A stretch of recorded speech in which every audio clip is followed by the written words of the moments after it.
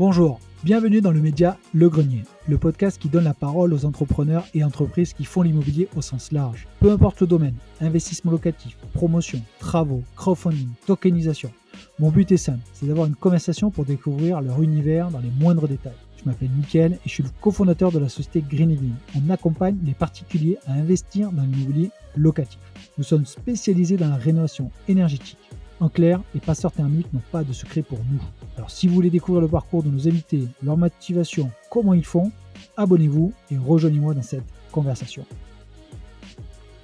Et cette semaine, j'ai le plaisir de recevoir Bérengère Dubu, qui est la fondatrice de cabinet de courtage FI Courtage. Mais Bérengère n'a pas que cette activité. Elle officie aussi au sein de l'Union des intermédiaires de crédit. Et j'ai voulu savoir ce que c'était l'UIC. Est-ce que c'est un syndicat? Est-ce que c'est une fédération? Et je ne comprenais pas très bien. Vous allez voir que Bérengère a une communication assez clivante et elle va nous expliquer aussi son parcours. Pourquoi elle en est arrivée à créer l'UIC, le combat qu'elle mène. Bérengère, j'ai appris à la connaître à travers cet épisode et on voit une personne attachante avec une forte personnalité. Je ne vous en dis pas plus, je vous laisse découvrir l'épisode. Bonjour à tous, je suis en présence de Bérengère Dubu, on dit bien comme ça? Parfait. Le S est muet, donc Bérengère Dubu. Alors Bérengère, j'ai voulu la voir sur le podcast parce qu'elle a deux casquettes qui m'intéressent. C'est la partie courtier en investissement, et je pense que tu fais tout type d'investissement, je pense résidence principale, investissement locatif et autres. Et la deuxième casquette, c'est qu'elle est fondatrice de l'Union des intermédiaires de courtiers, c'est ça? C'est ça, l'UIC, Union des intermédiaires de crédit, qui est le premier syndicat des courtiers. Voilà. Donc du coup, moi ce que j'aimerais à travers ce podcast, c'est qu'on décrypte un petit peu ton actualité, l'actualité du marché immobilier via les crédits et aussi l'actualité de l'UIC à travers notre échange. Alors déjà, dans tout podcast qui se respecte, moi je te demande de te présenter, délivre-toi, dis-nous tout, on veut tout savoir sur Bérengère Dubu, de Montpellier, je précise, voilà. Alors fais attention parce que je suis très bavarde, donc si tu veux tout savoir, je peux passer la journée à parler. Bérengère Dubu, j'ai 42 ans, je suis courtier en crédit au sein d'AFI Courtage, donc je dirige un cabinet de courtage avec mon mari, on est associés, petite TPE familiale qui est à Montpellier, qui a 20 ans, et j'ai fondé en 2019 l'UIC, qui est le premier syndicat des courtiers en financement. Donc j'ai vraiment cette double casquette, je suis une petite dirigeante d'une petite TPE en province. En revanche, je représente aussi les courtiers au sens large, avec une volonté de faire entendre notre voix, puisqu'on pèse aujourd'hui jusqu'à 60% des crédits chez les moins de 36 ans, et qu'on était jusque-là très discret, un petit peu inaudible, alors qu'on a beaucoup de choses à dire. Alors, vous avez été inaudible, mais bon, je pense que l'année 2023 a été, je pense, l'année du monde bancaire, que ce soit du banque de détail ou en direct ou par les courtiers. Mais avant de parler de l'UIC, de parler un peu du marché, Bérengère Dubu, qui est-elle? Comment elle est arrivée à se dire je fais du crédit avec mon mari? C'est quoi un petit peu le cheminement d'arriver au crédit? Alors en fait, si on prend mon cheminement, il va être un petit peu, on va dire, ça va démystifier tout ça. J'ai fait des études de lettres et de communication. Je suis diplômée en médiation culturelle. Rien à voir. Je suis une pure littéraire, j'ai toujours été nulle en maths, nulle en scientifique. Ah bon? Voilà, je suis une grosse lectrice, donc c'est important de le dire pour rassurer aussi mes clients. Je suis une très grosse lectrice et finalement, en 2005, quand mon fils aîné est né, j'étais attachée de presse dans la culture. Je travaillais notamment pour un groupe de rock indépendant, et cetera. Donc j'étais vraiment dans la médiation culturelle et puis mon fils aîné est né. Je me suis dit que je devais avoir un métier stable avec des horaires, que travailler sur des festivals, à boire de la bière chaude, à partir en déplacement, et cetera, intermittente du spectacle, c'était plus adapté. Ouais. Et donc je me suis dit, faudrait que je trouve peut-être autre chose.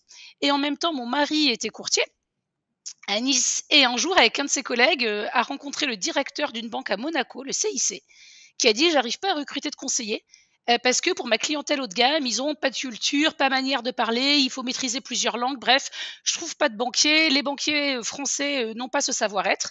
Et là, j'ai mon amie qui a dit: «Écoute, moi j'ai une copine. Alors c'est une pure littéraire, Bérengère. Elle sait pas compter, elle connaît rien à la finance. Elle est militante, engagée, elle est fac de lettres. En revanche, si tu veux quelqu'un qui a un savoir-être pour tes clients monégasques, je pense que Bérengère sera adaptée.» Et donc, pour de vrai, j'ai acheté à la Fnac La Banque pour les nuls. J'ai lu tout le week-end. J'ai quitté France Inter pour écouter BFM à radio. Je suis arrivée en entretien et le directeur du CIC Monaco, à l'époque, Frédéric Sabourin, a dit c'est elle que je veux, je la recrute. Mais comment Et il tu l'as m'a imposé. convaincu? Comment tu l'as convaincu? Parce que tu as lu la banque pour les J'ai nuls? La Banque pour les nuls, écoute, je sais plus, c'était il y a 18 ans, donc j'ai été recrutée à Monaco. J'ai fait 6 mois au poste à l'accueil pour apprendre les métiers. Donc tous les jours, il me prenait 1 heure dans son bureau pour le coup pour m'apprendre lui le métier. Moi, après, j'ai fait un gros travail d'apprentissage, hein, pour le coup, je fais un gros travail d'apprentissage et je suis devenue conseillère à Monaco en D'accord. banque. Ce qui est un poste qui était envié par beaucoup de banquiers. Et pour le coup, ben là, tu apprends la notion d'exigence, tu apprends vraiment le métier de banquier, mais intelligent intellectuellement, qui est très riche puisque on n'est pas du tout à Monaco. Monaco, le conseiller, quand un client veut un crédit, tu regardes tes taux directeurs, tu rajoutes ta marge. C'est vraiment toi qui tu comprends les marchés, tu comprends les aspects financiers. Enfin, voilà, c'est totalement différent, c'est très enrichissant. Alors, Et je suis devenue banquière. c'est important ce que tu dis parce qu'en fait, moi, je trouve que le monde bancaire a énormément changé. On est quasiment de la même génération et je trouve que avant, tu avais un banquier, un vrai banquier avec un grand B. Et je pense que c'est cette définition que tu es en train de décrire. Et à aujourd'hui, j'ose espérer que des amis banquiers et courtiers vont m'écouter, mais je pense que le métier a énormément changé et explique quand même la différence, si tu le souhaites, entre à aujourd'hui le banquier avec un B que toi tu as pu connaître et tu as été formé, on va dire, dans cette gamme-là, et maintenant le banquier d'aujourd'hui. Alors, moi, c'est ce que je disais souvent quand on me demande. Moi, j'ai une ambition. Moi, seule ambition, c'est ma vie personnelle. J'ai 4 enfants, c'est important, la qualité de vie, la famille et cetera. Donc finalement, Nice, Monaco, j'étais loin de ma famille, beaucoup de pression. Donc j'ai voulu partir pour, revenir, à Montpellier, d'où je suis originaire. Je suis biterroise, en fait. Et donc, quand j'ai postulé au CIC France, on m'a dit: «Mais vous venez de Monaco, pourquoi?» Et c'était l'époque, je me rappelle, de Sarkozy et j'ai dit: «Moi, ce que je veux, c'est travailler moins pour gagner moins». Donc j'ai fait de l'anti-vente et donc je suis passée en France, j'ai été prise au CIC Sud-Ouest. Et là, moi, je suis arrivée avec ma culture monégasque. Donc je suis arrivée à Montpellier, j'ai fait, mon client a des frais bancaires, je lui rembourse tous ses frais bancaires. Ah À ouais. Monaco, bah, tu prends pas de perception négative. Si ton client est en difficulté, tu es pas là pour l'enfoncer. Tu vois? Donc moi, mon client qui est interdit bancaire, il y a des chèques rejetés, je lui rembourse tous ses frais. On me demande de faire un compte à terme, hop, je regarde à combien sont mes taux directeurs, je prends ma marge, je fais mon compte à terme. Donc je travaille comme ça. Monaco, en fait, dans les logiciels, tu vas vraiment dans le fond de ton logiciel Ouais. bancaire. T'es débridé. Alors, tu vas vraiment, t'es débridé, tu vas à fond, Ouais. etc. Et donc moi, ça fait, je sais pas, 3 semaines que je suis là. Et d'un coup, mon directeur me dit: «C'est quoi ce compte à terme?» J'ai dit: «Bah, je suis allée regarder ce matin, il veut un compte à terme 3 mois, les taux à 3 mois sont à temps, j'ai rajouté la marge. Mais c'est pas comme ça qu'on fait, les comptes à terme, ils sont fixés par la direction commerciale en janvier de chaque année». Je dis: «Mais c'est absurde, on est en juin, tes taux, ils changent tous les jours.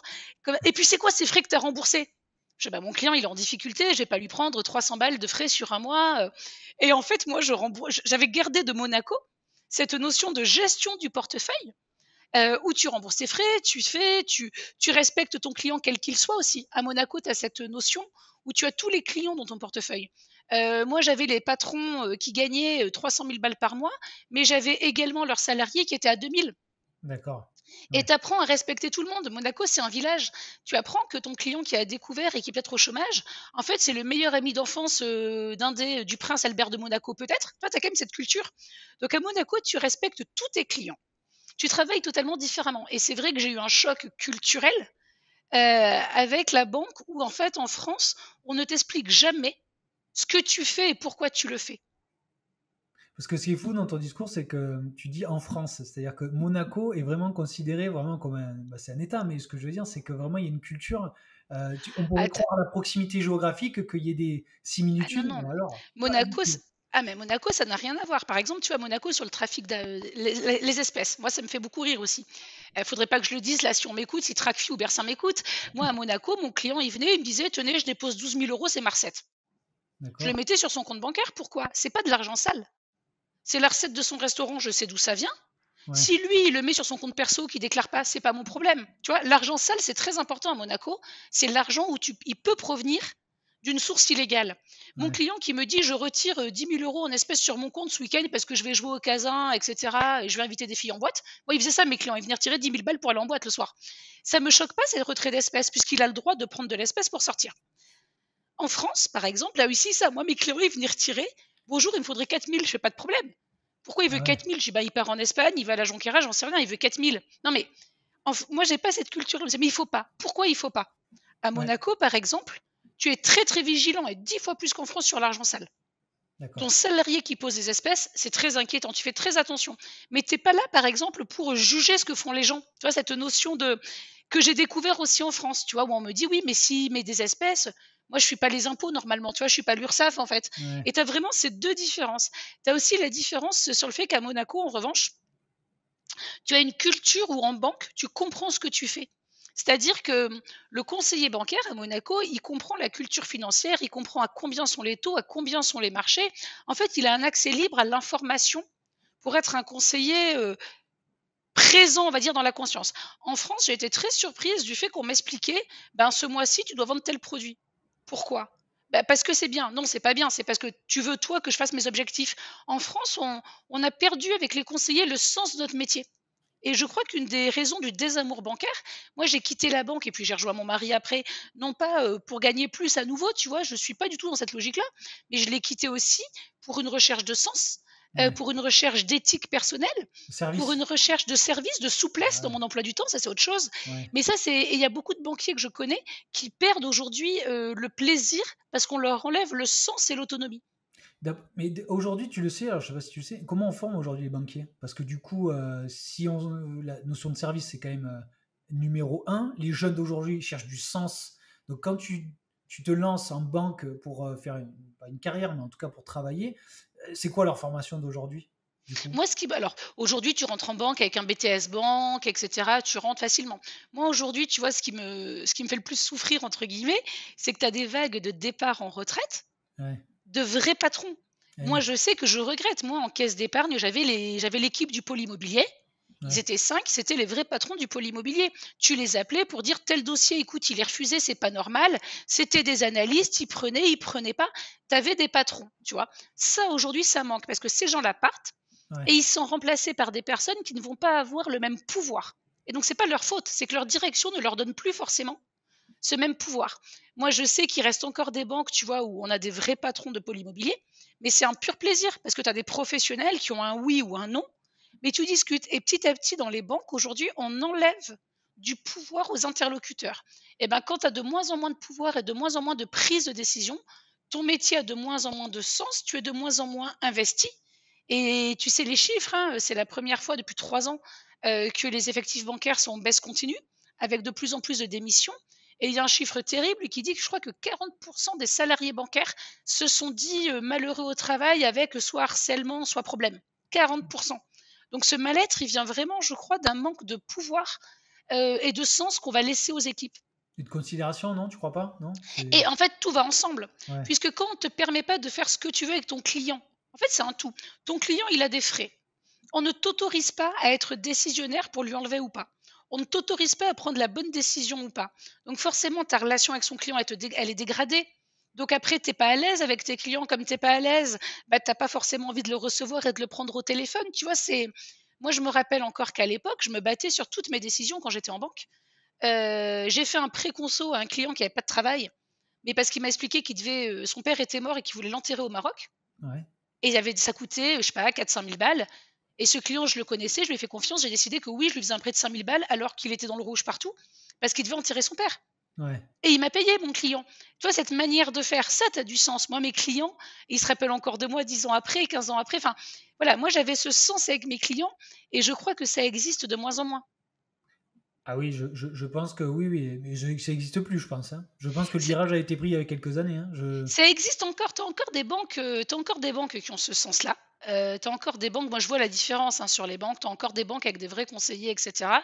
Mais je crois que les banques, elles ont fait cette faute, il y a il y a 15 ans à peu près, quand on a commencé, tu sais, à passer au tout à distance dans les banques. Ouais, Ils ont mis des murs argent où quand tu voulais déposer ton chèque, par exemple, tu le mettais dans la machine. oui, Moi, je le voyais, j'étais encore en banque. Moi, mon client, il venait poser son chèque. «Ah, vous posez un chèque de 15 000 €, qu'est-ce qui se passe? oui, J'ai vendu ma voiture». «Ah, mais c'est super et vous avez racheté une nouvelle?» «Oui». «Bah, vous voulez pas que je vous fasse le devis d'assurance?» Tu vois? Et donc tu connaissais ton client, tu faisais ton ouais. truc et cetera.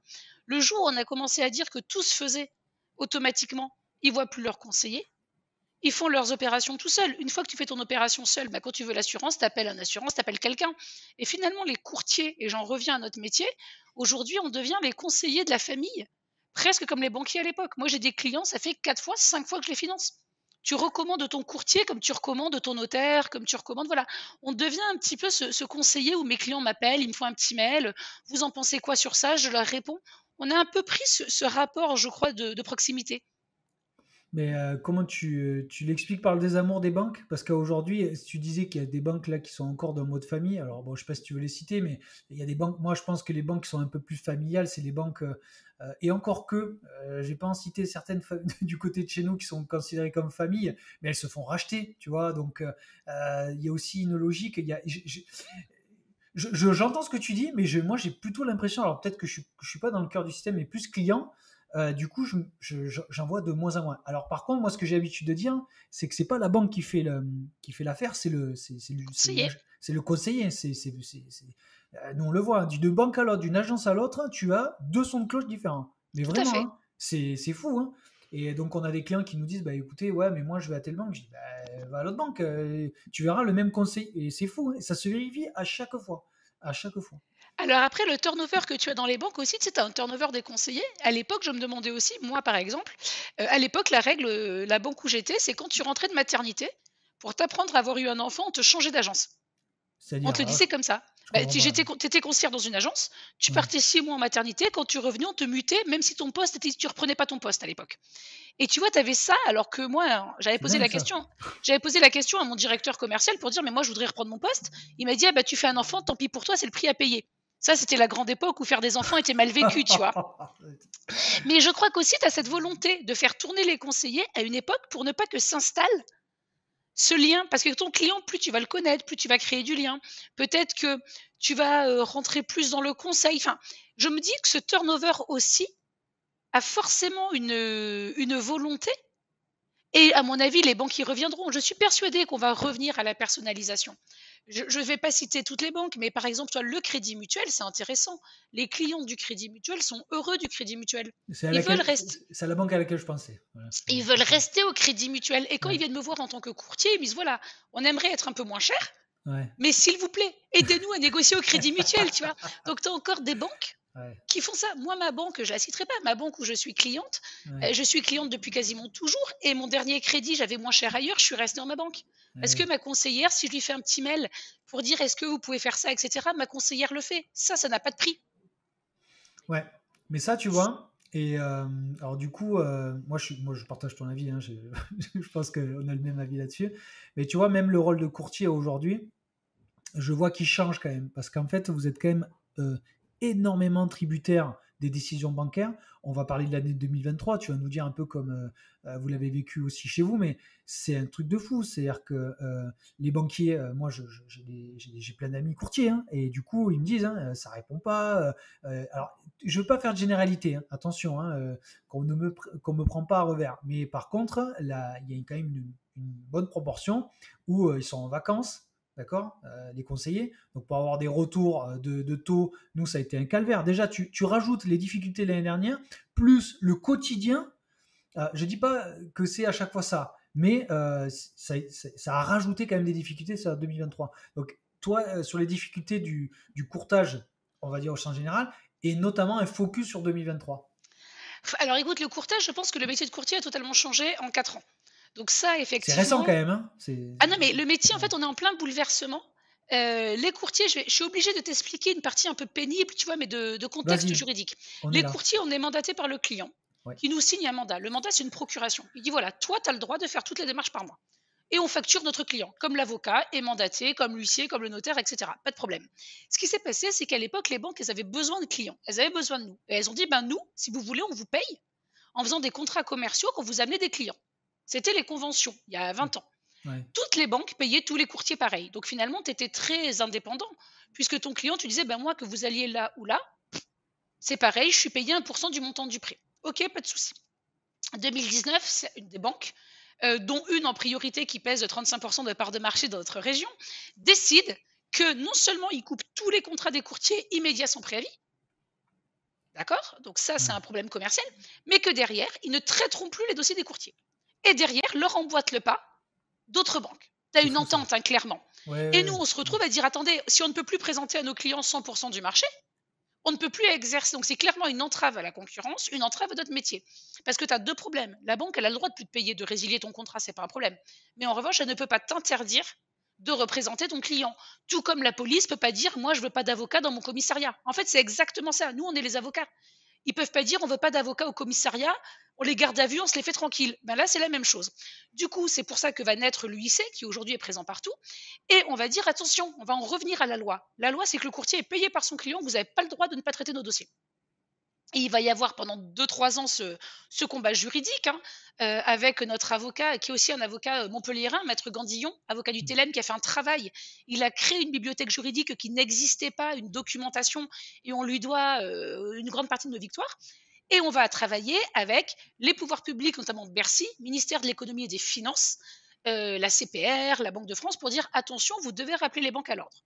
Et ça va arriver, et pour le coup, c'est pour ça qu'on a un ministre, Bruno Le Maire, qui a fait un travail fantastique, puisque c'est le premier qui aura le courage de dire à l'Assemblée nationale il y a un an: les courtiers sont mandatés par leurs clients, les banques ne peuvent pas les entraver, et j'appelle la DGCCRF à les sanctionner si les banques font ça. Et dans les faits, comment ça s'est fait ça? Eh bien, dans les faits, on a tout gagné. Dans les faits, les banques, les unes après les autres, dont la banque qui, à l'époque, avait dit ça, ont réouvert les contrats en disant aux courtiers: effectivement, on ne vous paye pas, mais on traite vos dossiers. Donc aujourd'hui, les courtiers ont un accès totalement libre à toutes les banques, qu'ils aient des conventions ou pas. Donc ça, c'est fantastique. Ce qui veut dire que le courtier n'est plus limité dans la territorialité, puisque ben, moi, quand j'avais par exemple un contrat à la Caisse d'épargne de Paris, j'avais pas d'accord avec la Caisse d'épargne de Paris, j'avais que la Caisse d'épargne d'Occitanie, de Languedoc. Tout à fait. Aujourd'hui, ils traitent mes dossiers, mais parfaitement. J'ai le Crédit Mutuel de Toulouse. Donc aujourd'hui, on peut travailler les courtiers librement avec toutes les banques, en toute indépendance, payées par nos clients. Et ça a bouleversé le marché. Ça l'a bouleversé dans tous les niveaux, parce que les banques sont de nouveau mises en concurrence et qu'elles ne nous tiennent plus, avec la menace de dire: je vais enlever votre convention. Donc la menace de dire: je vous tiens, c'est terminé. Tu ne veux pas me payer, c'est pas grave, je peux quand même travailler. Ça veut dire que tous les courtiers indépendants peuvent travailler librement, qu'ils ne sont plus obligés de se rattacher à des gros groupes pour avoir accès à ces fameuses conventions bancaires. D'accord, alors juste, tu vois, Et donc, tu alors as tout qui a changé. Notre métier, il est bouleversé en ce moment, et les al rapports avec les banques ont changé. alors justement, je vais faire une précision Bérengère parce que ce que tu dis, c'est très intéressant. Pour ceux qui nous écoutent et qui maîtrisent pas on va dire le monde du courtage, c'est qu'en gros, généralement, un courtier avant 2019, vous aviez des conventions et vous ne pouviez pas travailler avec les banques s'il n'y avait pas ces conventions. Bon, tu viens de l'expliquer qu'il y a eu ce bon bas de combat, lui, c'est que tu as créé, mais c'est que ça veut dire qu'à aujourd'hui, avant 2019, il fallait pour avoir le maximum de conventions, il fallait qu'un courtier soit affilié à un grand groupe, on ne va pas les nommer, mais voilà, il y a de grands groupes, ou même être Qu'il ait une certaine volumétrie. Moi, j'avais toutes exact, mes conventions, mais ça me exactement, voilà. nécessitait une grosse volumétrie. C'était Voilà, très, voilà, on avait très peur de perdre nos conventions. c'est On ne ça. vivait que pour ça. Voilà, il faut le préciser parce que c'est hyper important les conventions dans le monde du courtage. Et donc, du coup, ce que tu es en train de nous dire, c'est qu'à aujourd'hui, maintenant, même un conseiller indépendant qui est seul de son côté peut solliciter toutes les banques de France et Navarre. On ne peut pas lui dire on ne te signe pas de convention. C'est ça. Donc, du coup, en fait, avant 2019, vous étiez convention plus rémunéré côté banque. OK. Entre 2019 et 2023, c'était branle-bas de combat, c'était un peu le Far West. C'est Et ça. après 2023, les conventions sont revenues. Et donc, du coup, les conventions. Mais est-ce que vous étiez, entre 2019 et 2023, vous étiez toujours rémunéré? Non, mais il y a des banques qui ont gardé des conventions. Il y a plein de D'accord. banques qui ont gardé des conventions. Moi, je sais que les caisses d'épargne Banque Populaire, par exemple, ont sauvé aussi les courtiers. Les caisses d'épargne Banque Populaire auraient choisi de suivre le mouvement qui a été mené par 2 gros groupes bancaires. On aurait perdu 80 du marché, on ne serait pas là. Donc les caisses d'épargne Banque Populaire, en gardant leur fidélité aux courtiers, et d'ailleurs les caisses d'épargne Banque Populaire avaient toujours respecté le mandat. Il y avait les courtiers qui commissionnaient, mais quand tu avais pas de convention, ils disaient: ben, on traitera votre dossier. Donc il y a eu vraiment on doit beaucoup, il y a quand même des banques, tu vois, avec qui je sais ce qu'on leur doit dans le fait. Le Ouais. Crédit Mutuel CIC qui a reconnu très vite le mandat en disant: «Nous avons coupé les conventions, oui, mais vous avez raison. Le mandat s'oppose aux tiers, c'est extrêmement important et nous traiterons les dossiers». Il y a eu ce retour et aujourd'hui tu as les 2 systèmes. Tu as des banques qui ont des conventions. Moi, j'ai des conventions, j'en ai 5 ou 6 et des banques qui n'en signent pas et tu as les 2 systèmes qui cohabitent un petit peu. Mais c'est pas parce que je n'ai pas de convention que je ne peux pas travailler. Mais tu es rémunéré quand même avec ou sans convention? Eh ben, je C'est suis rémunérée avec les banques conventionnées et je ne Oui. suis pas rémunérée avec les banques qui ne me conventionnent pas. Donc aujourd'hui, c'est ça tout le changement du métier.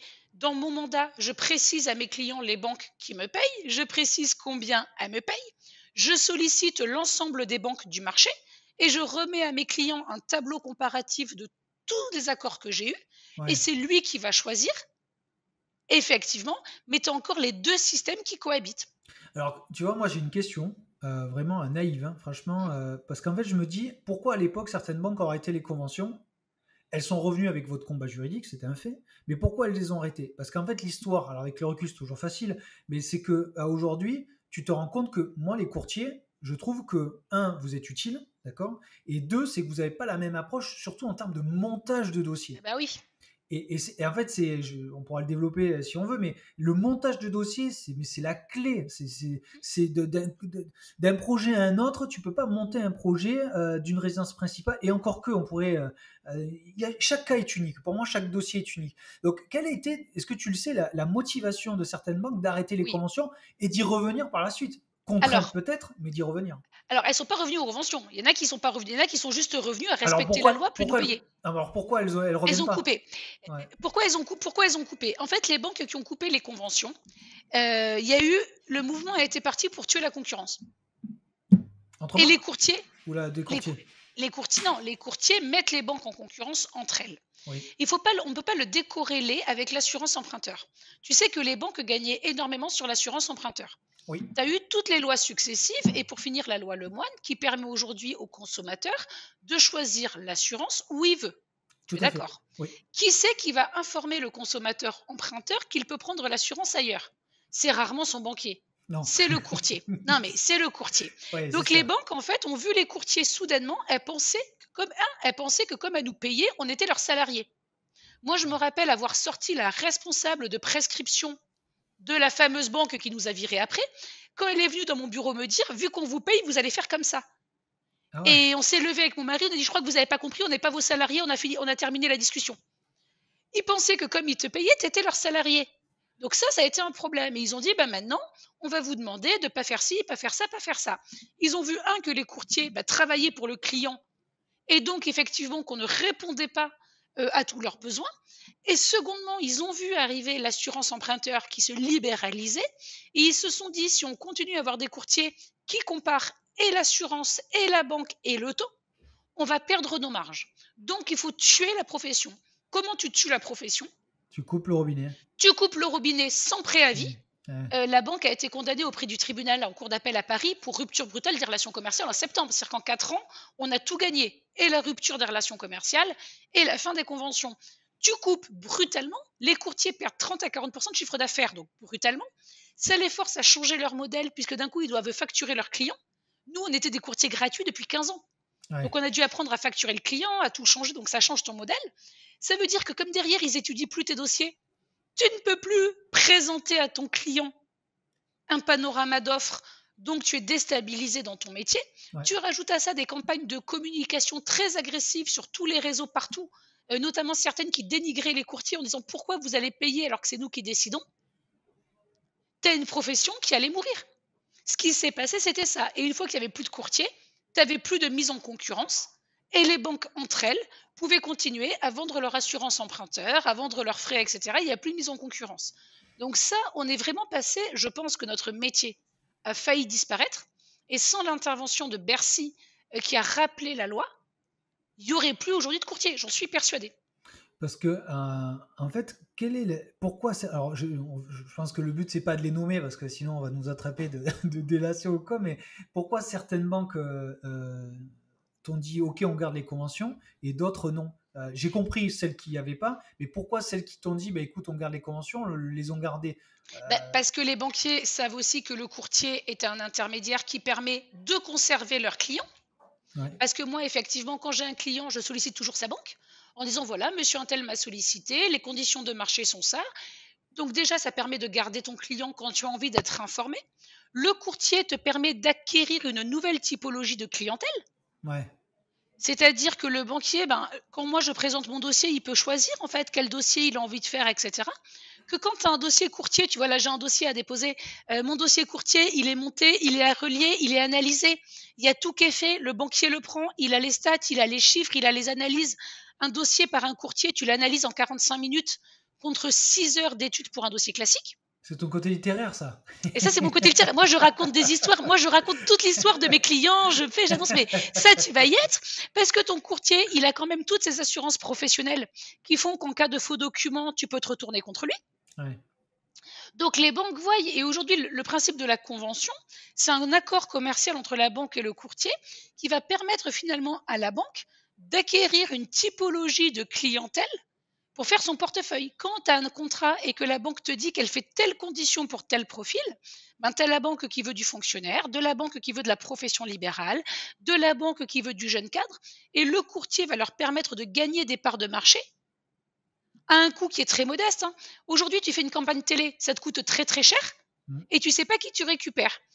Tu fais une convention avec un courtier, tu sais que dans l'année, tu peux y récupérer telle typologie de clients qui ont du revenu, qui ont de l'épargne, qui sont finançables. Donc celles qui l'ont gardé dans une volonté de conquête clientèle. Ceux qui nous ont déconventionnés étaient dans une sorte de toute puissance en se disant nous pesons tellement fort, nous sommes tellement forts, nous sommes tellement beaux que nous n'avons plus besoin des courtiers. Et puis, tu as ceux qui ont gardé les conventions, et je cite la Banque Populaire, notamment du Sud, hein, mais qui les ont gardées par, j'ai rencontré son directeur général, mm. et qui nous a expliqué qu'en tant que banque des indépendants, ils ne pouvaient pas intellectuellement mettre en péril des TPE et des PME qui pendant 20 ans avaient été leurs partenaires. Et donc, tu as Mais- aussi des banques qui ont des valeurs et des éthiques. Et de l'éthique, et ça, je sais que vraiment, quand j'ai rencontré le directeur général de la Banque Populaire du Sud, on a eu un échange humainement très, très fort, où il a dit, ben, on a hésité aussi, mais on a une responsabilité sociale. Et tu la retrouves. Tu retrouves le Crédit Mutuel, quand je les ai remerciés d'avoir été la première banque à reconnaître le mandat. J'ai rencontré un de ses dirigeants il n'y a pas très longtemps qui a dit, mais il ne faut pas nous remercier de respecter la loi. C'est pour nous notre objectif aujourd'hui est d'être une banque éthique. Donc tu as aussi une convergence chez certaines banques entre les valeurs qu'ils mettent en avant ouais. et ce qu'ils appliquent. Et quand tu vois les banques préférées des Français, tu retrouves quand même une banque qui respecte la loi, qui respecte ses clients, qui respecte la concurrence. Ben, globalement, c'est une banque qui n'a pas peur des autres, qui n'a pas peur de la mise en compétition, qui n'a pas peur de ses valeurs. Et ça, tu le retrouves aussi, tu vois. Donc tout n'est pas si blanc et si noir dans les rapports bancaires. Non, mais tu fais bien de le préciser parce que moi j'ai un spectre effectivement très extérieur et je pense que c'est aussi pour ça, et à mon avis, toutes les raisons pour lesquelles tu as créé l'UIC. Et bah, du coup, je veux bien qu'on en parle parce que du coup, j'ai l'impression, là, quand je te suis sur les réseaux, c'est un combat. Et hein, tu vois, et ce qui est intéressant, et c'est pour ça que je fais ce podcast, c'est qu'en gros, c'est de voir le chemin, le déclic qu'ont les gens pour créer les choses. Et quand tu vois, quand on t'écoute, ton côté, on va dire, hein, je vais faire un résumé rapide, mais quand tu vois France Inter, côté militantisme, côté UIC, on comprend de pourquoi tu en es arrivé là. Et le combat, parce que moi j'ai l'impression que tu es un combat. Quoi. Je lis certains posts, je me dis, oh, c'est le taureau dans l'arène. Hein. Non, mais après qu'on aime ou qu'on n'aime pas, moi je suis pas là pour juger ça. Moi ce que je regarde, c'est le côté combattante qu'il y a derrière. Et moi j'aimerais que tu développes le pourquoi encore plus de l'UIC. Comment vous êtes structuré, qu'est-ce que vous défendez, quelles sont les actions que vous avez pu amener, qui fédère à ça, parce que je me dis que des majors, alors qui avec un logo orange, est-ce que dans le courtage il y a intérêt à être chez vous? Est-ce que tu peux me raconter un petit peu l'envers du décor de l'UIC, de sa création et d'aujourd'hui, parce que c'est quand même très récent. Alors, la création de l'UIC, c'est en 2019, et ça, je pense, ça vient à mon éducation. Chez moi, tu baisses pas les yeux. Mhm. Voilà, j'ai eu une éducation chez moi où tu baisses pas les yeux. J'ai été élevée comme ça. Il y a une culture familiale, je pense. Tu vois, on parle beaucoup des agriculteurs. Je suis petite fille, petite fille et nièce de vignerons du Biterrois, d'agriculteurs. J'ai une mère qui est très engagée, qui aujourd'hui préside le syndicat des métiers forestiers. Moi, j'ai une maman qui fait 1,57 m et qui est bûcheron. tu vois, aujourd'hui, et qui fait un métier d'homme alors qu'elle fait 1,57 m et 50 kilos, tu vois. Voilà, je pense qu'on est tous engagés. Ma petite sœur, pareil, qui est partie 1 an en Égypte enseigner quand elle avait 20 ans. Je suis d'une famille où tu baisses pas les yeux, d'une famille assez engagée. 2019, j'ai compris que notre métier allait mourir. Le problème, c'est que nous, notre métier, les courtiers, on est quand même à 70% des TPE. Faut bien l'expliquer, hein. Moi, je dirige pas une grande société. Je suis pas locataire de mon poste. Aujourd'hui, les DG des grands groupes, les mecs, ils sont locataires de leur poste. Tu es là, tu es en CDI, tu prends ton salaire. Demain, tu pars, tu retrouves un CDI. Moi, je suis chef d'entreprise. C'est-à-dire que moi, je porte mes salariés. Parce que si j'ai un problème, vous êtes combien en 2019, on était 8 avec 2 agences. Ok. Aujourd'hui, on a une agence et on est 5. Tu vois, parce que la crise aussi a fait ça. Il y a eu moi, j'ai licencié. Moi, j'ai dû me séparer de salariés en 2019 pour tenir. Donc, cette question, elle a été très brutale, la crise. Et je me suis dit, on va mourir. Ok, pas de souci. En revanche, c'est injuste et immoral. Et en revanche, j'ai ce problème avec le sentiment de justice. Donc, j'ai décidé que puisqu'on devait mourir, il n'y a pas de souci. Mais à crever, j'étais pas à 20 000 balles près. Donc, j'allais prendre 20 000 balles. J'allais prendre un avocat. J'allais attaquer pour rupture abusive des relations commerciales. Et puis, c'était pas possible. Et donc, j'ai commencé à me pencher dans la loi.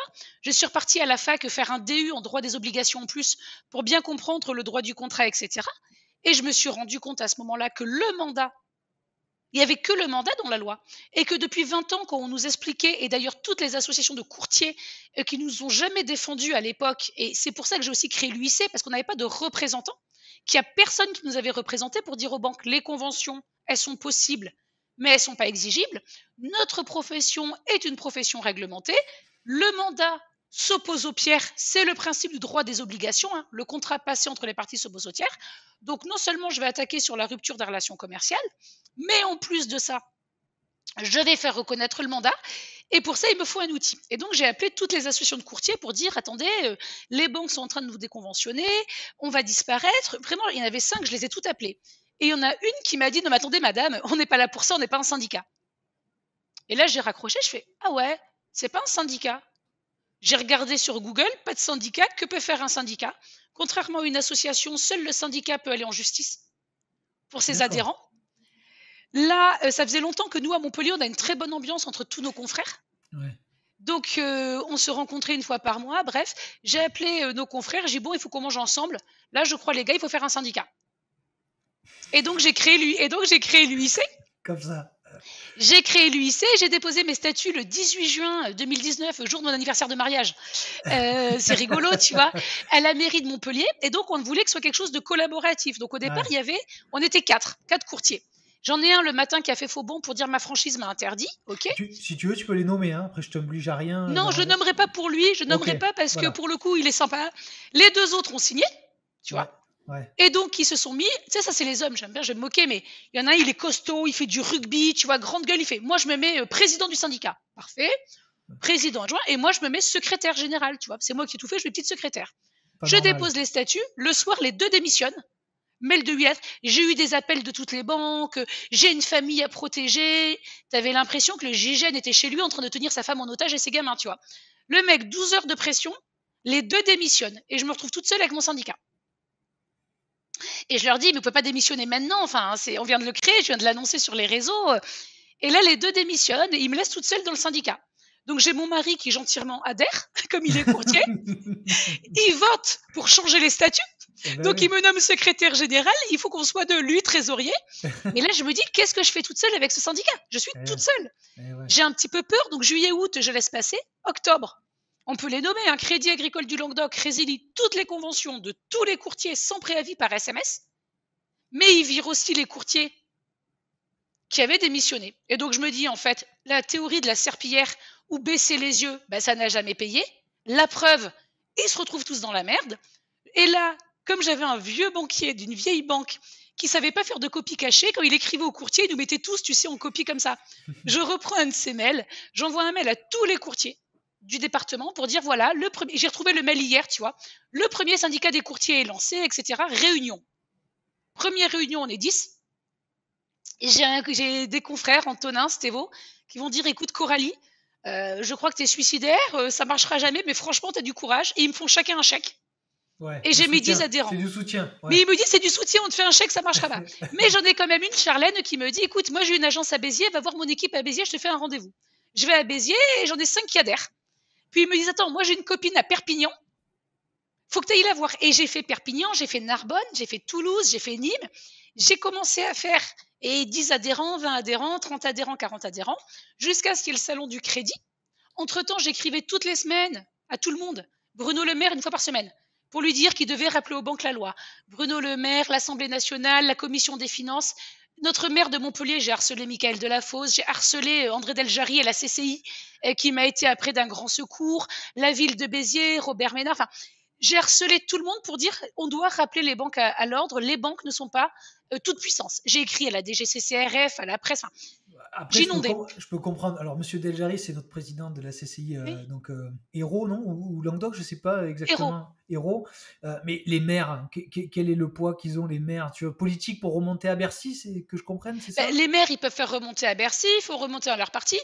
Les banques également qui ont des projets aujourd'hui, quand elles vont voir la mairie pour financer, qui signent des Ah ouais, conventions, d'accord. il faut Ok. peut-être leur dire quand vous menacez 650 emplois dans le département, D'accord, évitez de ok. venir faire les beaux et de dire que vous soutenez l'économie, donc on peut un peu les rappeler à l'ordre. Quand tu dis que tu es un maire de gauche, bah, peut-être qu'aujourd'hui, il est temps, non mais toi, il est temps de rappeler que c'est pas la puissance financière qui fait tout.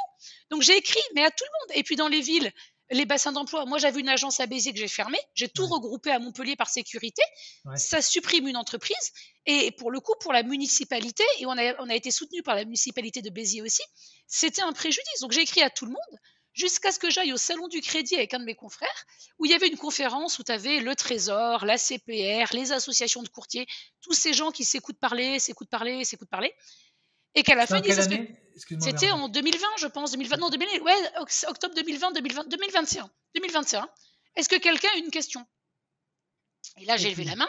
Oh, punaise. J'étais arrivée en TGV la veille.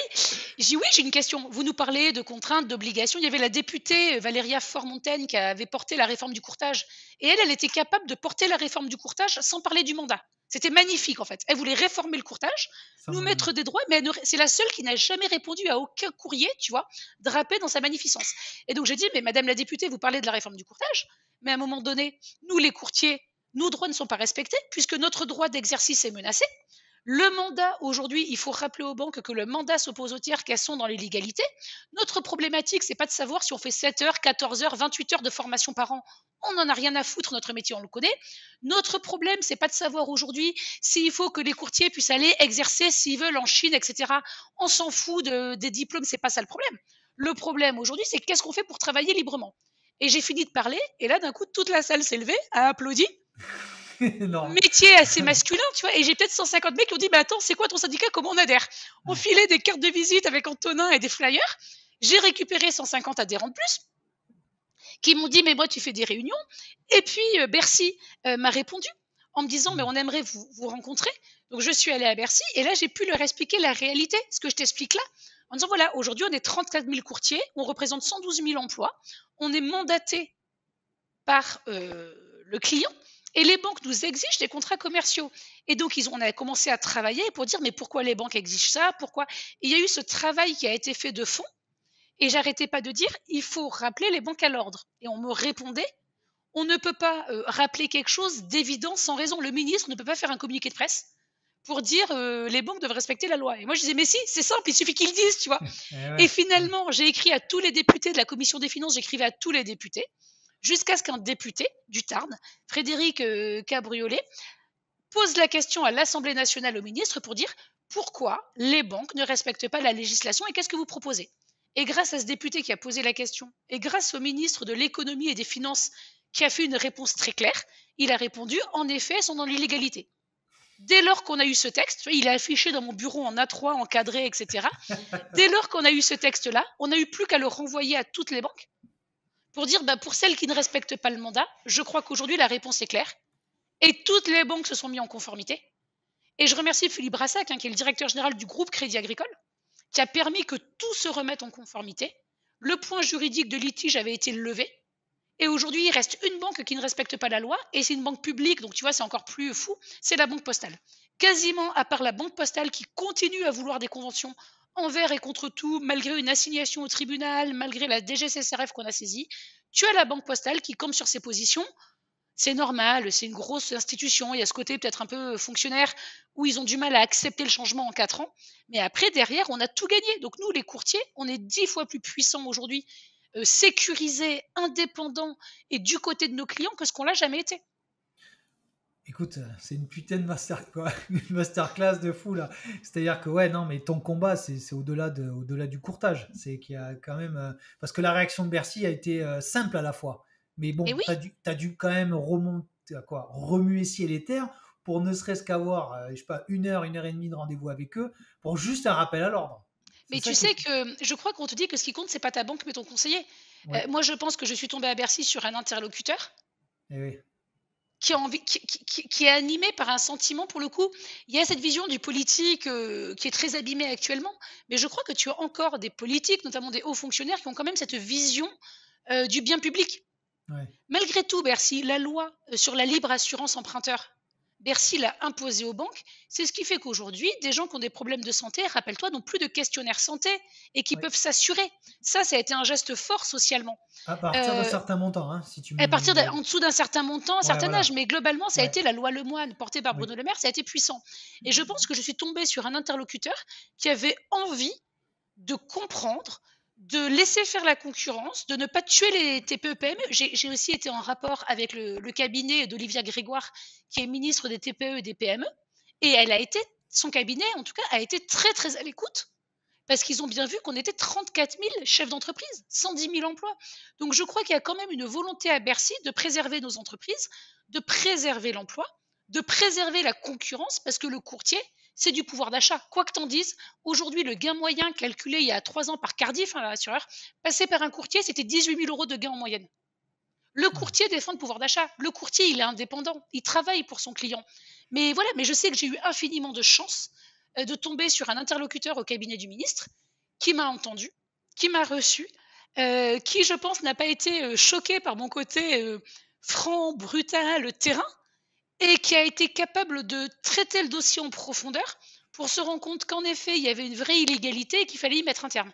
J'ai eu, mais dans tout mon parcours, j'ai eu une chance formidable d'être suivie par des gens qui me font confiance, des confrères qui m'ont soutenu. Enfin, voilà, j'ai beaucoup de chance dans ce parcours, je crois. Après, ce qu'il y a, c'est que tu as un combat juridique qui est énorme, que tu as fait. Est-ce qu'il est fini ou pas? Parce que est-ce que là, maintenant que tu dis que vous avez gagné, entre guillemets, c'est-à-dire que on vous a reconnu à votre juste valeur, en gros, c'est ça, quoi. Et que en gros, c'est le combat juridique, il est terminé aujourd'hui Tout est terminé. Aujourd'hui, en fait, on n'a plus de. À l'époque, on n'avait rien. Tu n'avais pas de bibliothèque sur la législation des courtiers, on n'avait pas de Ouais, base, on n'avait pas tout ça. Aujourd'hui, ça y est, on est en train vraiment de se créer des outils. On se crée des outils, on est vraiment en train de les faire. Et aujourd'hui, les seuls combats juridiques qu'on peut avoir vont finalement être des combats pour faire appliquer la loi. Mais la base, elle est posée. Aujourd'hui, la base, elle est posée. Le mandat s'oppose au tiers, c'est posé. La rupture des relations commerciales, c'est illégal. Donc tout ça est vraiment posé. La seule chose aujourd'hui, c'est quand tu as des banques qui ne respectent pas la loi, mais finalement, on n'y va jamais. On arrive toujours à trouver un accord. Tu vois, là, je dois annoncer de nouveau une bonne nouvelle avec une nouvelle banque. On arrive toujours aujourd'hui à trouver un accord.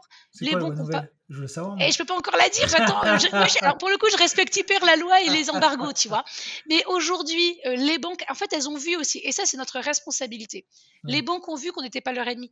Ça ouais, ouais, aussi, il y a ouais. ce travail à faire. Aujourd'hui, moi, je dis à un banquier, quand j'ai pas de convention, tu ne me payes pas. Pourquoi tu te priverais d'être informé que ton client cherche un crédit ou Ouais. d'acquérir un nouveau client sur un travail qui a été fait, monté, pré-marché par un professionnel qui va accompagner ton client, lui répondre nuit et jour, etc. Pourquoi t'en priver? Il n'y a pas de sens.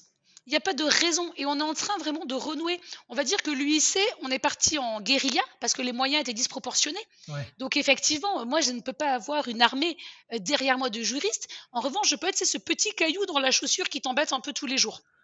Ah ben là, tu l'as été, à mon J'ai avis, plus Ah qu'il ne oui, faut, hein. mon mari dit toujours que j'ai un talent terrible pour emmerder les gens. Il me dit: «Mais chérie, tu as un talent pour ça». J'ai été ce petit caillou dans la chaussure. Aujourd'hui, on est autre chose. Aujourd'hui, on est là pour renouer des liens.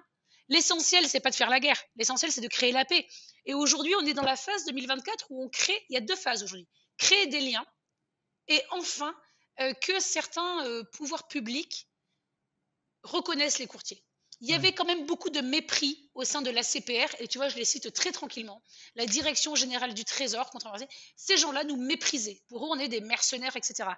Aujourd'hui, on a un niveau de compétence, on est des chefs d'entreprise, des dirigeants, on a des formations annuelles, on a un niveau de diplôme. Et aujourd'hui, ce qui est important, et ça arrive petit à petit, c'est qu'on entende les courtiers. Dans le HCSF, pourquoi tu n'as pas de courtier? Dans toutes les commissions à la Banque de France, etc., pourquoi tu n'as pas de courtier? Pourquoi aujourd'hui, quand les départements, les mairies veulent faire des audits sur le logement, pourquoi ils appellent les banques et pas les courtiers? Donc aujourd'hui aussi, il faut qu'on soit un petit peu reconnu par ces machines qui sont lourdes, ces institutions qui sont lourdes, parce qu'on a une vision qui est multibanque, qui est multi-territoire et qui est multi-produit. On finance du particulier, on finance du primo-accédant. En fait, on a tout ça. Et donc, il faut qu'on arrive, les notaires aussi, tu vois, qui ont ce côté, les notaires un petit peu vieille France, aujourd'hui, voilà, on est là pour leur dire, ne vous privez pas de notre expertise, parce que notre expertise, elle est importante.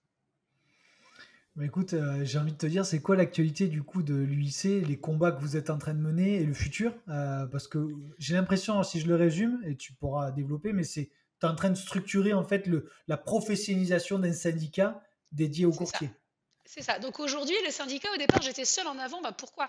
Parce que ça faisait un petit peu peur quand même d'être comme ça. Ouais. Est-ce que je vais perdre mes... Même moi, je me suis dit, je suis folle, j'aurais dû prendre mon nom de jeune fille ou un faux nom parce que je vais perdre mes conventions, etc. Tu vois.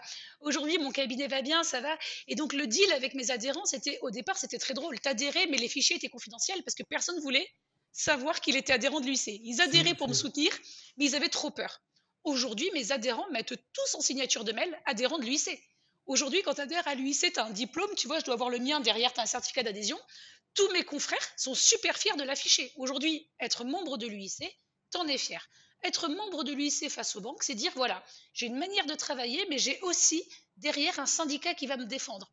Et tu te dis que le banquier qui est de mauvaise foi, si vraiment il doit entraver deux personnes, il va éviter d'entraver celui qui affiche haut et fort qu'il est syndiqué. Donc aujourd'hui, l'UIC, on a totalement changé. On se structure dans notre direction, c'est-à-dire qu'on a un représentant pour toutes les relations bancaires qui a rencontré tous les directeurs généraux de toutes les banques nationales et régionales l'année dernière pour entendre ce que voulaient les banques, mettre en place des process fluides et nous-mêmes nous adapter. Donc ça, on l'a fait, c'est très important, ce pôle relations banque, tenu par Pierre Alain. On a un responsable de l'interprofessionnalité. Tu vois, j'étais lundi au vœu à Paris de l'Union des aménageurs. Aujourd'hui, les aménageurs, les promoteurs, les constructeurs, les marchands de biens, etc., tout cela ont besoin aussi qu'on échange sur les capacités d'emprunt, le crédit, où est-ce qu'on est. Donc il y a ces liens à créer entre les fédérations.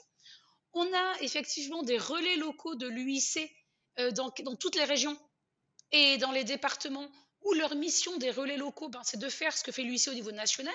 C'est-à-dire aujourd'hui, ils sont en rapport avec les CCI, les municipalités, les associations de consommateurs, etc., la presse. Et aujourd'hui, on est vraiment en train de se structurer. On a créé, ça a été un gros travail, un serveur Discord où tous D'accord. les adhérents ont accès au Discord, où on a vraiment des salons par ville, par département, par point.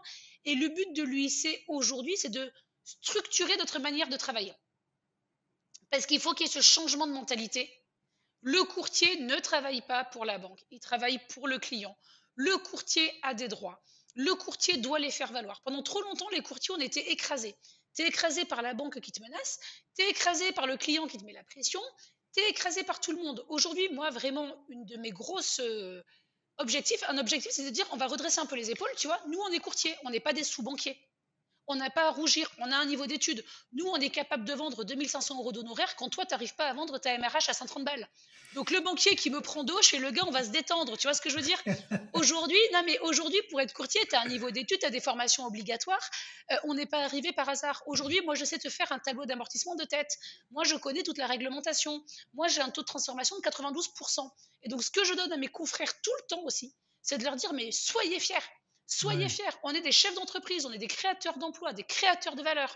On est plébiscité par nos clients. Le taux de satisfaction des courtiers, il est quasiment à 90%. Nos parts de marché augmentent. En fait, on a tout. Nos clients sont satisfaits. On a tout pour nous. Donc, on redresse les épaules, on redresse un peu la tête et on arrête de se faire écraser. Mais écoute, j'ai l'impression que là, je pense que tu es plutôt dans une phase où on vous considère maintenant et C'est ça. que là, du coup, il y a une phase d'accélération sur la professionnalisation, je l'ai dit. Mais là, vous avez quand même fait un chemin de fou là depuis 3 ans. Là. En fait, depuis un an, même pas 3 ans. Depuis qu'un an, tu as gagné en gros cette considération. Là, tu accélères sur la structuration de dingue. Ah bah en fait, chaque fois, ce qu'il y a eu, c'est les étapes. La première fois que j'ai été reçue à Bercy, ça a été déjà au niveau des banques, on leur a dit voilà, on est reçu, on travaille. Ça a été un point. Puis quand tu as le Crédit Mutuel qui a reconnu le mandat, le Crédit Mutuel qui est une banque assez exemplaire, dire aux autres banques regardez ce que fait le Crédit Mutuel, c'est bien qu'on a raison, qu'est-ce que vous faites? Et puis on a eu le soutien des autres banques. Enfin, et chaque fois qu'on a franchi un petit pas, chaque fois, tu sais que je franchissais un pas, je le rendais public pour dire attention, ceux qui ne rejoignent pas le mouvement sont de plus en plus marginalisés. Ils sont de plus en plus dans l'égalité. Tous les mois, l'UIC, rappelle-toi, publiait le baromètre des banques, où je citais toutes les banques du rouge au vert quant à leur respect de la loi. Et tu vois, les banques, elles n'étaient pas habituées à ce qu'on fasse ça. Ah, c'est Et je du name and citais les shame, banques. ça, non? Grave, j'adore le name and shame, Ah ça c'est ouais, mon petit on outil, appelle tu ça, vois. on appelle ça comme Et ça. voilà, moi, name and shame, le fait de rendre public des infractions bancaires, le fait de rendre public des écrits bancaires. Moi, j'ai des banquiers qui disaient, qui écrivaient, hein, on respecte pas la loi, on s'en fout, on en a rien à foutre, on est telle banque. Ah ouais. Il écrivait. Eh ben, le fait que tu le rendes public en name and shame, ça a commencé à gêner. Du coup, il te laissait. T'as jamais eu d'embrouille, là? Ah ben, plein. Après, tu sais, et après, il te laissait des messages. Nous vous ferons pas d'écrit parce que on ne vous respecte pas. J'ai fait le listen and shame où j'ai rendu public les messages audio des banquiers en les citant. Ah ouais. Et donc, systématiquement, je recevais des menaces et de m'assigner au tribunal, etc., pour diffamation.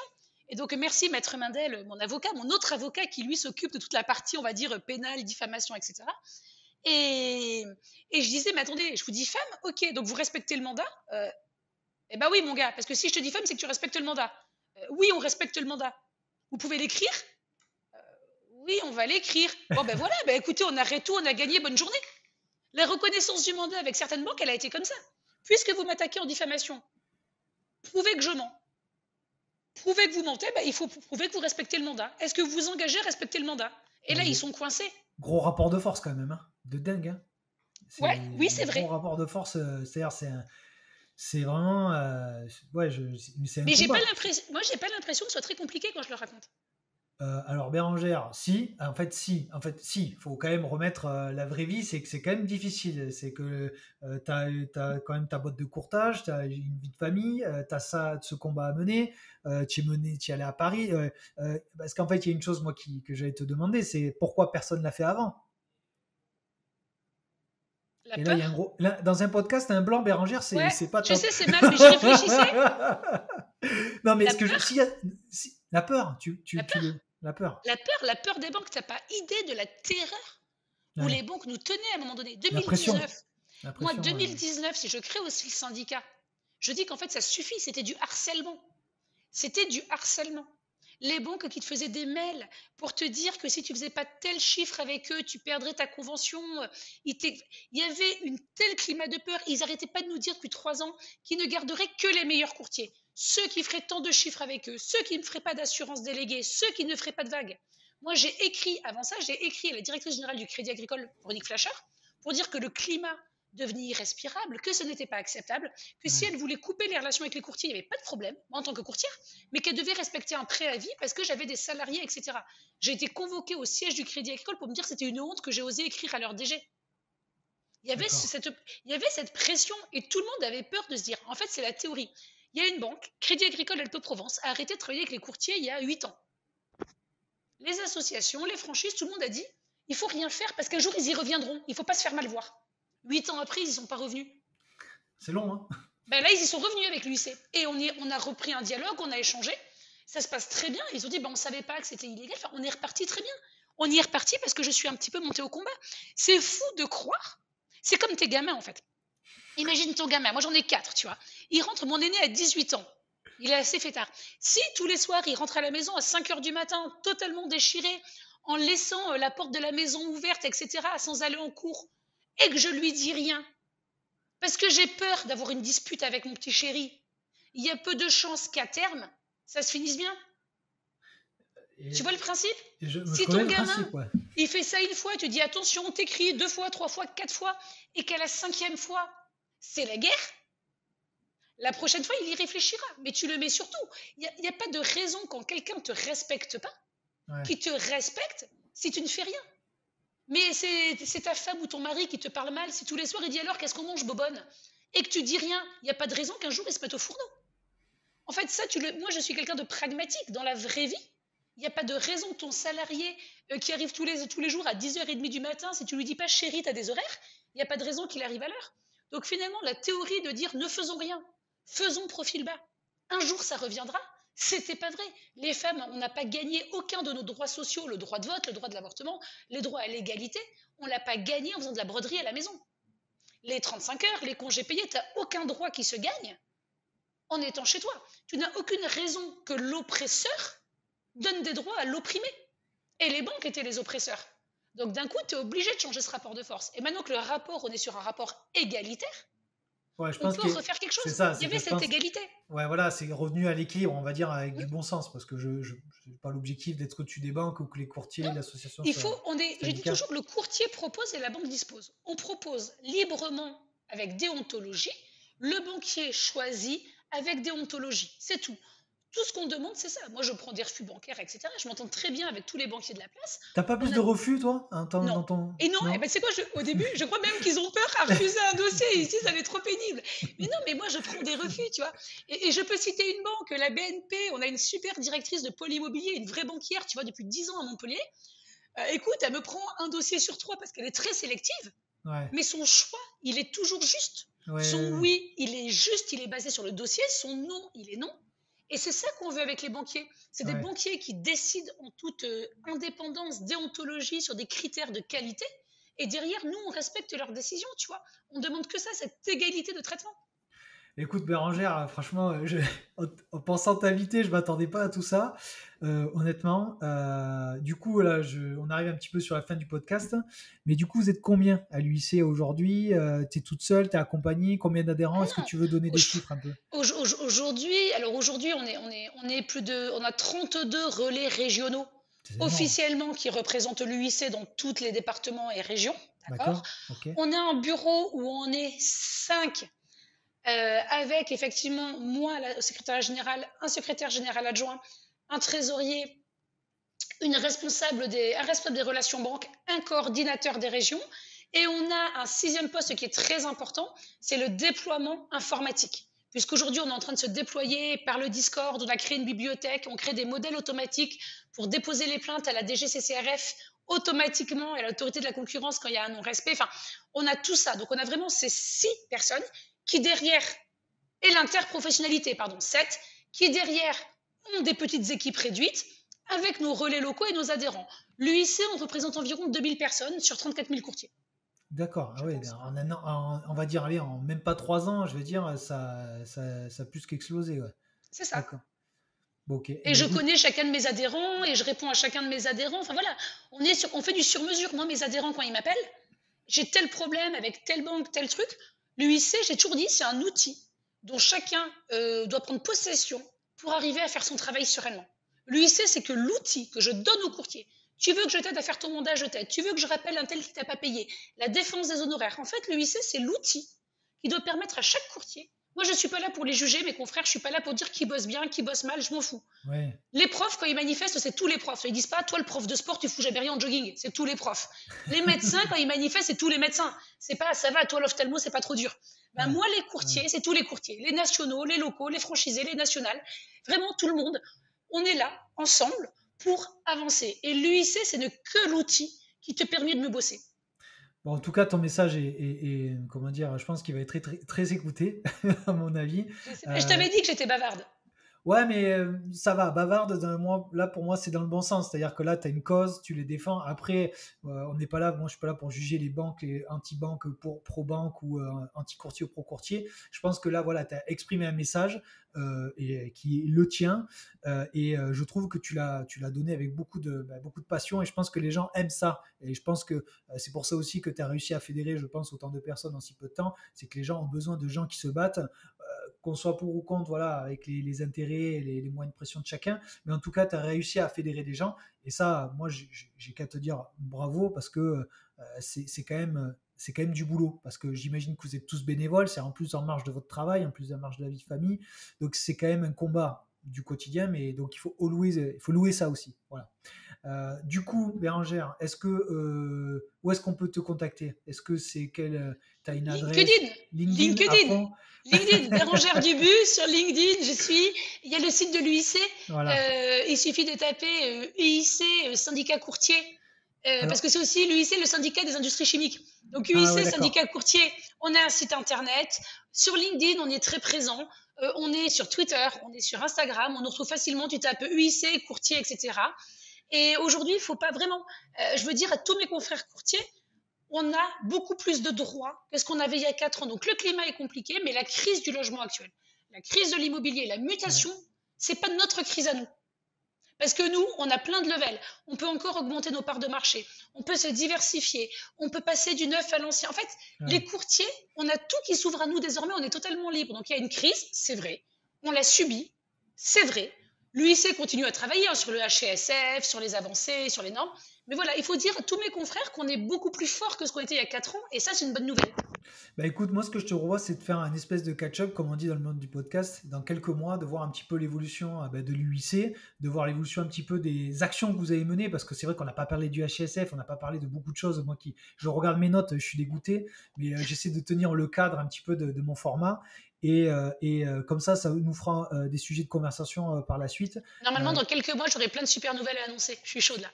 alors, écoute, On a plein de trucs sur le feu. on en échangera, on en débattra et on prendra le temps, tu vois, comme on prend le temps, peut-être on prendra un peu plus d'une heure, on essaiera de voir un peu le format pour pas se brider, parce que l'objectif c'est pas de se brider, mais en tout cas, aujourd'hui j'étais très content de te recevoir. Moi aussi, c'était chouette comme format et comme échange. J'avais peur d'être un peu fatiguée, je rentre de Paris là.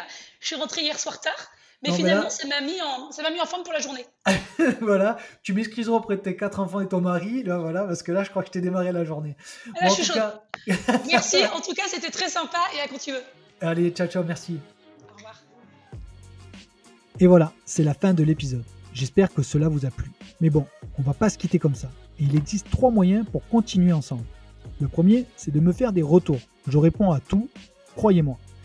Le deuxième, c'est une newsletter. On parle immobilier bien évidemment, stratégie immobilière, mais on partage aussi nos dernières opportunités ou si tout simplement vous pouvez découvrir l'avancée de notre aventure chez Greenemy. Le troisième moyen, c'est qu'on est expert en investissement locatif. On accompagne les particuliers à investir sous 2 verticales. Soit clé en main, on fait tout, chasse, rénovation, ameublement, gestion locative, ou avec notre accompagnement en plusieurs sessions. C'est vous qui faites, mais on est à vos côtés à chaque étape. Voilà, de toute façon, tous les liens sont dans la description. Je vous dis à très bientôt. Ciao.